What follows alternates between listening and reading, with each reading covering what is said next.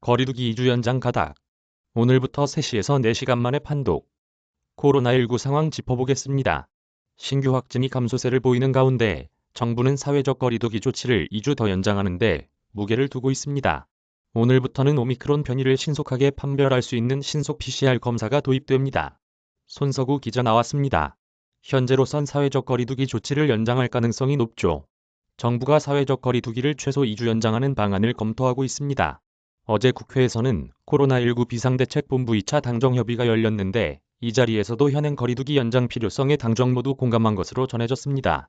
현행 거리두기 조치의 골자는 지역에 상관없이 사적 모임 인원을 4명으로 영업시간은 밤 9시로 제한하고 식당과 카페 등 다중이용시설에 방역 패스를 적용하는 것입니다.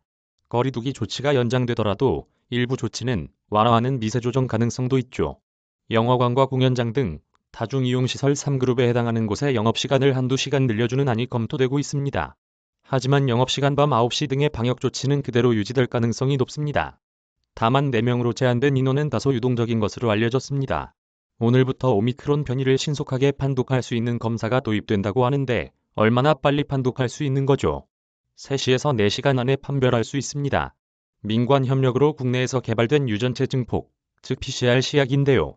오늘부터 전국 23개 기관에 배포돼 실제 검사에 사용됩니다.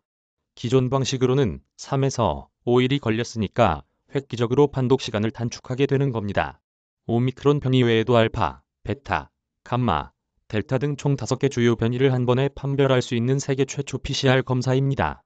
당국은 새로운 PCR 검사가 도입되면 변이 판별 속도가 빨라지기 때문에 오미크론 확진자 수도 당분간 빠르게 늘어날 것으로 보고 있습니다.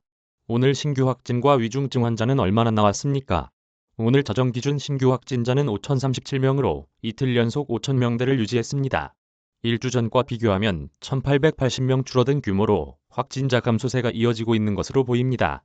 다만 위중증 환자는 1,145명으로 코로나19 사태 이후 두 번째로 많은 수를 기록했습니다. 열흘째 1,000명대가 이어지며 위중증 비율이 줄어들지 않고 있습니다. 손석우 기자. 잘 들었습니다. 저작권자 SBS 미디어 내겐 SBS INM 무단전 제재 배포 금지.